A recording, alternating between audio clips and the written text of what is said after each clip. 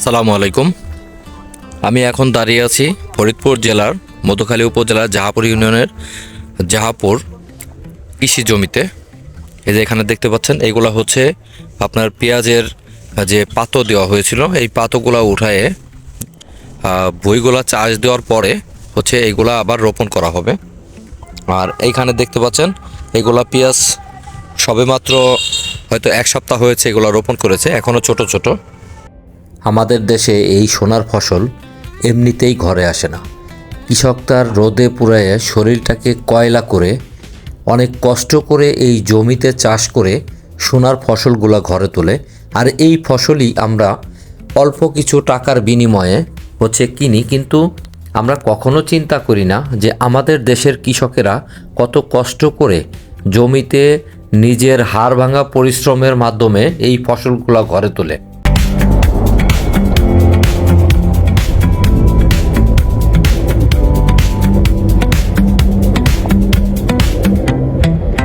এটা হচ্ছে shallow machine. এখানে জমির মাঝখানে আইলির পাশে হচ্ছে আপনার মেশিন গাড়া হয়। 8টা 10টা বা 15টা 20টা জমি নিয়ে একটা মেশিন গাড়া হয়। এই মেশিন দিয়েই হচ্ছে সব ক্ষেতেই আপনার সেচ দেওয়া হয়। আর এখানে যেটা দেখতে পাচ্ছেন, এটা হচ্ছে আপনার ওষুধ দেওয়ার ড্রাম। এটা দিয়ে আপনার ক্ষেতে কৃষকেরা ওষুধ দেয়। আর এটার পাশে আরেকটা জমি দেখছেন, এটাও হচ্ছে পেঁয়াজের পাতো দেওয়া।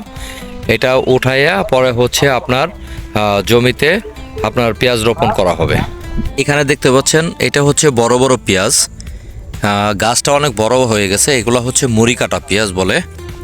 এইটার উপরে হচ্ছে আপনার যে কালি হচ্ছে, কালির উপরে ফুল হবে। ফুল হওয়ার পরে এইটা দিয়ে আপনার বেসন তৈরি করা হয়। এইটাই হচ্ছে মুড়ি কাটা পেঁয়াজ।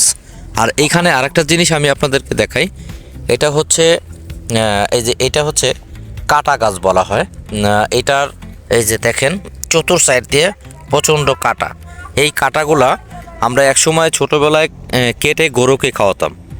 এগুলো হচ্ছে গরুর ঘাস, এগুলা লাগানো গরুর ঘাস। এগুলা জমিতে লাগিয়ে রেখেছে। এটা যতবার কাটবেন ততবারই এটা বড় হবে। এটা দেখতেও অসাধারণ। এইগুলা হচ্ছে গরুর খাবার। বন্ধুরা, অনেক খোঁজাখুঁজির পর পেয়ে গেলাম একটা সরিষা ক্ষেত। এই যে দেখতে পাচ্ছেন, আমাদের এই চকের মধ্যে এই একটাই সরিষা ক্ষেত। সরিষা ক্ষেতটা কিন্তু দেখতে অসাধারণ লাগছে। আসলে আমাদের এলাকায় সরিষা আগে আমরা ছোটোবেলায় প্রচুর পরিমাণে দেখেছি, কিন্তু ইদানিং চোখে পড়ে না। তবে আজকে আমি চকে এসেছি এই চকের কিছু ভিডিও করার জন্য।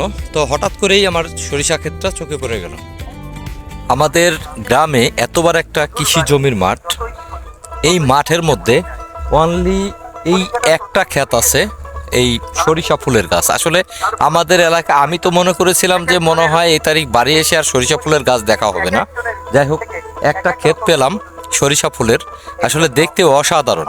আসলে আমাদের এলাকায় পেঁয়াজের মৌসুম হওয়ার কারণে এখন আস্তে আস্তে সরিষা ক্ষেত আমাদের এলাকা থেকে বিলুপ্তি হয়ে যাচ্ছে।